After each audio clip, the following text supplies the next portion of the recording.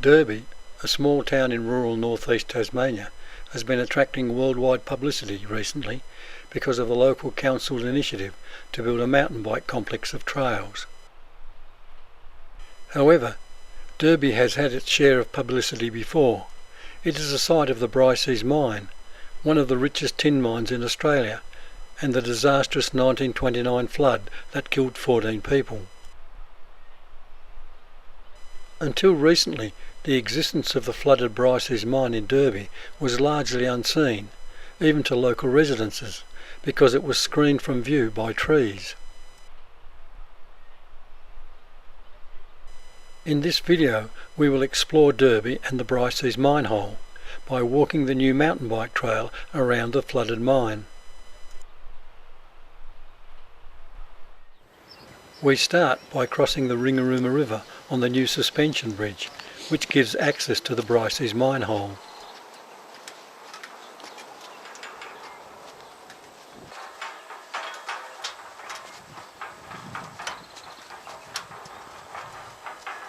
We pause midway over the river to look back at Derby in the past. In the 1920s, we'd have seen this huge hole excavated in the bed of the Ringarooma River to get to the tin-bearing sediments. Note the bridges without a river, which has been diverted. Derby at the turn of the century was a thriving mining town. There were 3 hotels, and regular coach services connected Derby to Scottsdale and Launceston.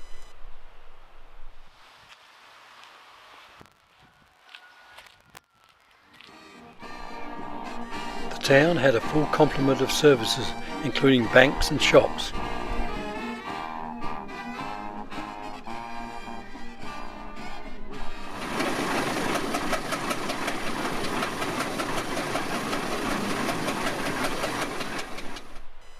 It was tin mining that brought prosperity to Derby. In 2018, it is mountain biking that has rejuvenated the town. The tin mining boom also brought the trappings of civilization to Derby.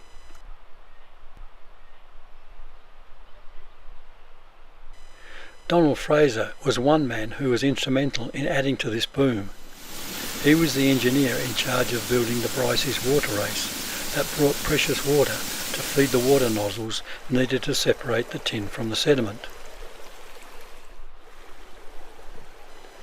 Water was channeled from as far away as Ringarooma by building siphons, flumes and water races to the Briseis mine at Derby.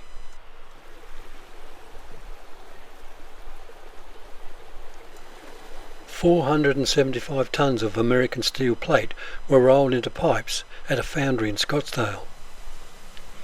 The channels were 3 foot 6 deep and 6 feet wide at the top. Parts of the race are still visible over 100 years later.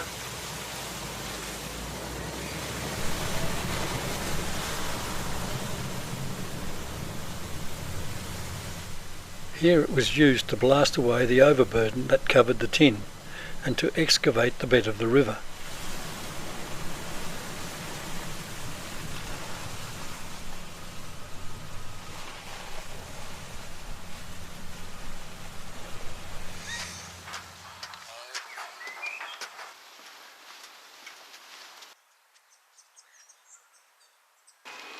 After crossing the bridge, the track parallels the Ringarooma River, giving glimpses of Derby on the other side.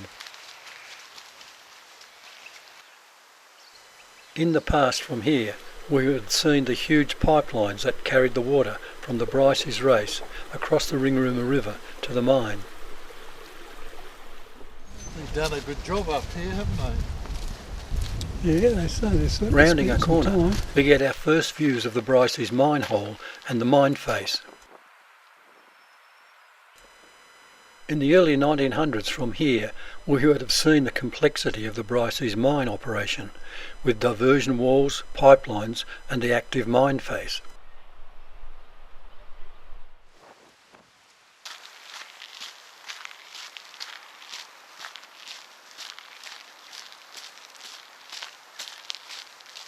At the mine face, a dangerous place to work, we would see miners using water cannons to move huge quantities of overburden.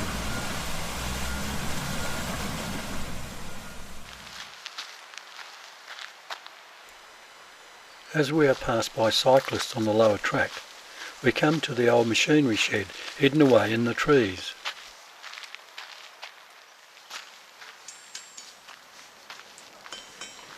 This was once a busy workshop where mine machinery was made and maintained. A similar shed can be seen in this 1902 photograph.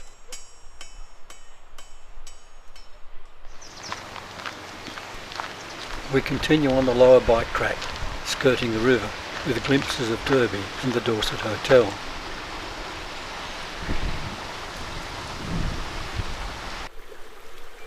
In this 1925 photograph, we can see the two-storey hotel and the Ringarooma River in the foreground. Just 4 years later, we see the Dorset Hotel partially flooded from the 1929 flood. The flood caused tremendous damage to the town. Houses and buildings were washed away and lives were lost. A series of torrential cloudbursts inland from Derby occurred on the 4th of April 1929. Over 12 inches of rain fell in the catchment area. This caused the water to overflow the Cascade Dam to a depth of 1 metre. Eventually the Cascade Dam burst. Attempts to warn the town failed, and a huge wall of water and debris raced down the valley towards Derby. As it thundered down the valley, tearing a huge gash in the ground, it carried logs and boulders, some weighing up to 70 tonnes. In one place it actually carved straight through a hillside, creating a new channel. Tons of debris were carried down the valley, smashing into houses and property. Mr. Inverity's house was washed off its foundations, and even as far away as Marina, houses were moved. The bridge at Marina was carried away and people were cut off. A temporary suspension bridge was built after teenager Thomas Walsh swam the flooded river to take a light rope over to the other side.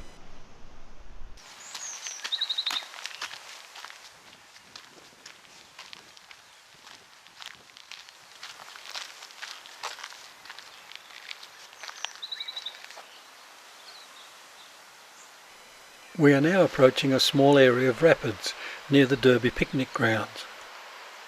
It was here that the famous Derby River Derby was held for many years.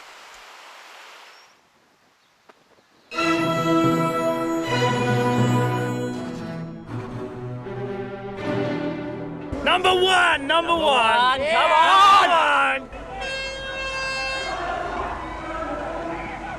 Alright, jump on! Sorry, don't look that camera.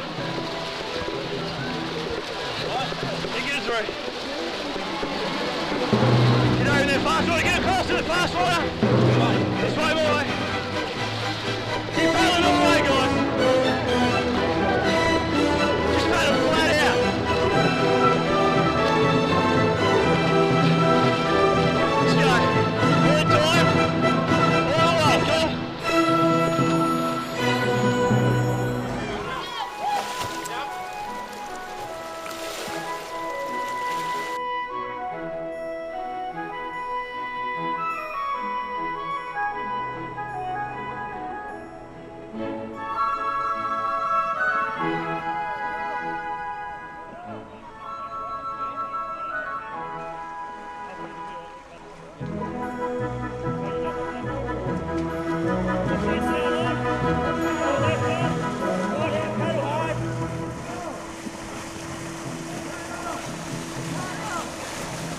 Going well, fellas, going well.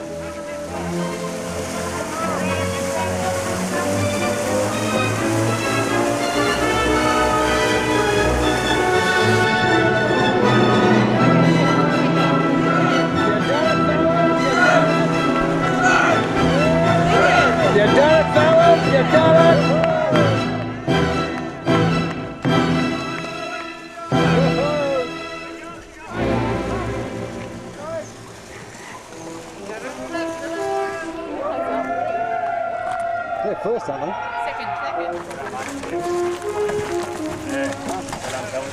Geez, that was close.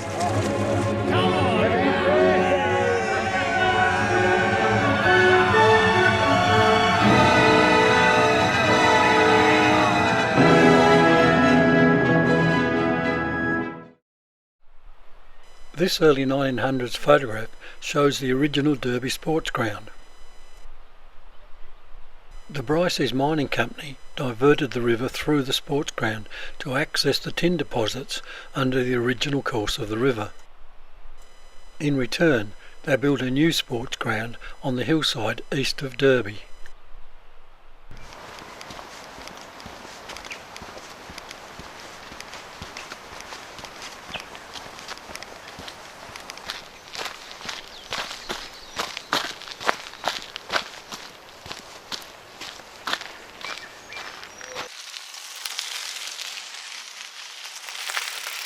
Like the way it works, before you know it.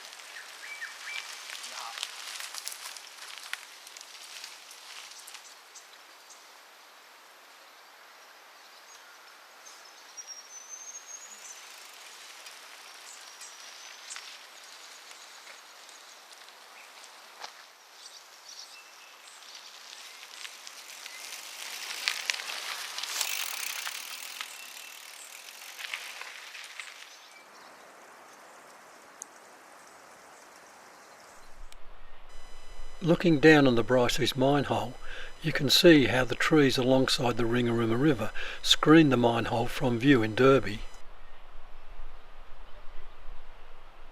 These next two images give you some idea of just how deep the mines had to go to access the tin-bearing gravels and sediment under the river.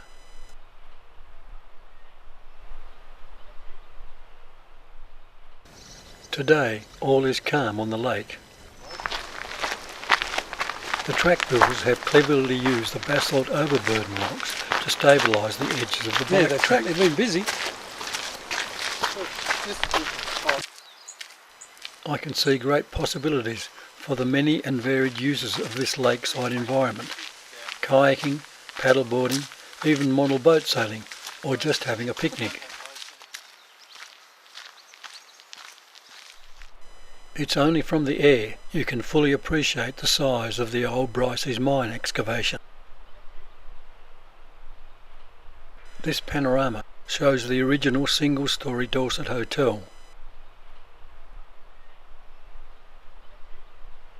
The new school built in 1898, and the middle or commercial hotel,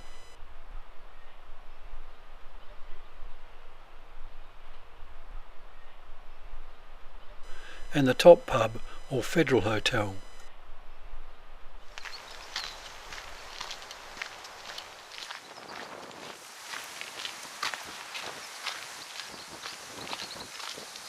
Enjoying the view? Good place for a picnic. Yes, I think back in the 80s when they were talking about the tin trail, I tried to convince them to put a bridge across, but of course there was no bikes then. In these photographs, note the position of the school and bank.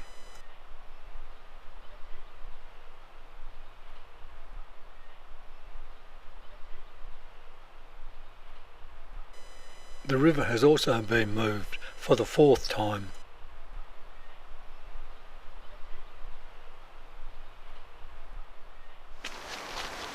These large mounds are piles of basalt rocks that once formed a thick layer over the tin-bearing gravels.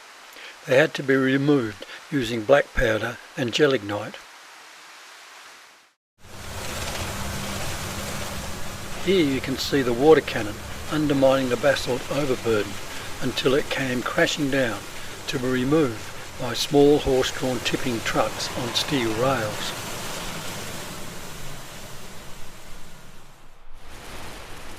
The water for this sluicing came from Duns Creek near Ringarooma.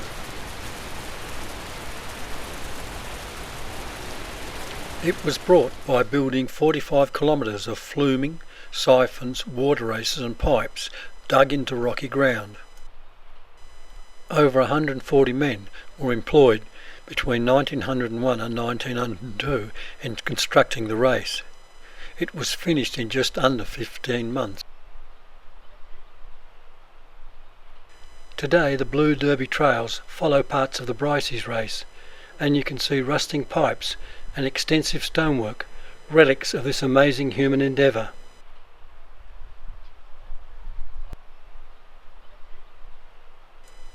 Here the water is carried down from the hill behind Derby, past the commercial hotel and across the Ringarooma River to the mine. The enormous pressure from the water race gave the energy needed to blast the hard basalt boulders and mine thousands of tonnes of tin-bearing gravels. The race carried up to 24 million gallons of water a day.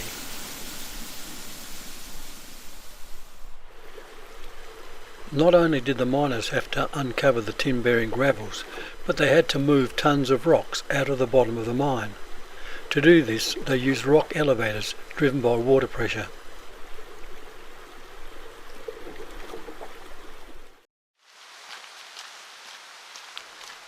As we near the eastern end of the mine hole, we pass large piles of basalt rocks, stripped from the mine face.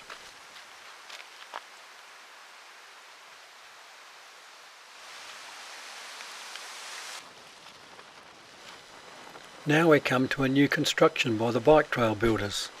This area will be ideal for a number of activities. Just imagine a quiet summer evening with a fire pot spreading light around the area.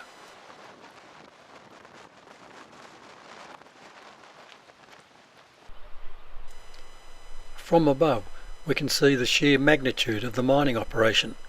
A whole hillside has been sluiced away. Now with a covering of greenery, in the 1960s it still sported the bare scars of mining.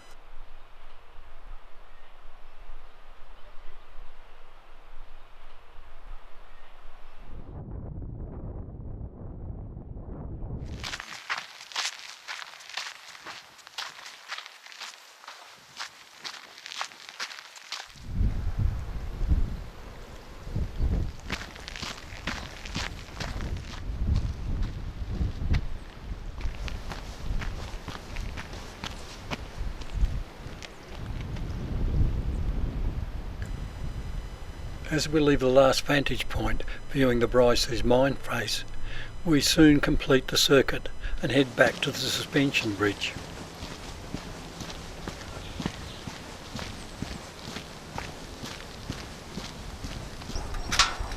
The building of the bridge across the Ringarooma River has opened up a whole new area to public access, and it will be interesting to see how it will be used.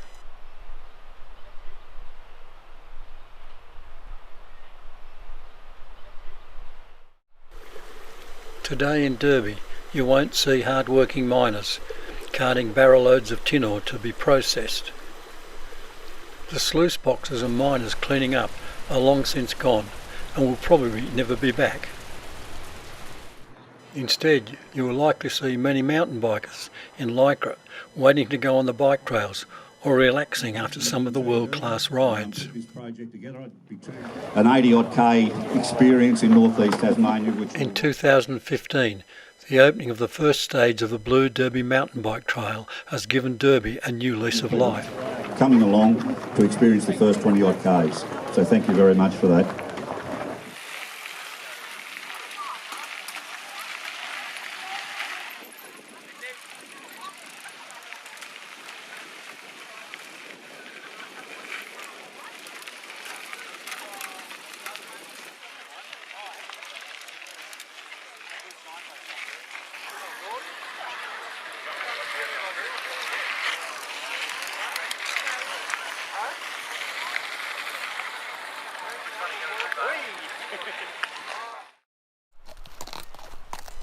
Some parts of Derby's main street and shops seem to have changed little.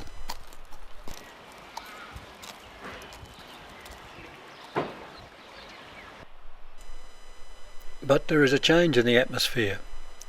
Derby has regained part of its vibrancy and optimism of the past when tin reigned supreme, and wealth was dug out of the ground.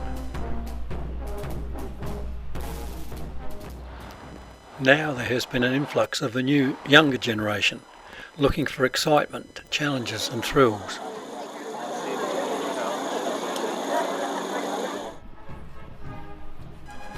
Older buildings are being renovated to cash in on this new economic boost to the district.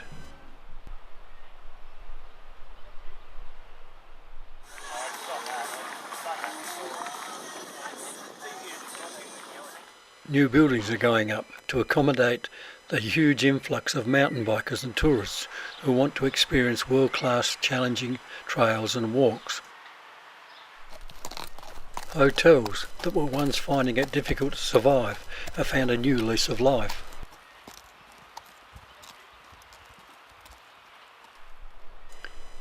Instead of blacksmiths and coaches, we see bike shops, cafes and buses servicing the biking fraternity.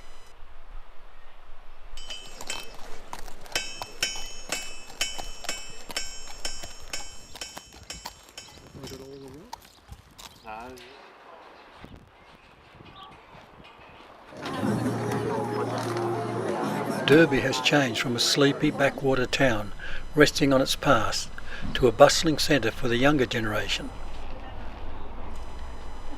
Hopefully they will come to learn about just how important Derby was in its mining days and how it contributes to Dorset's economy both past and present.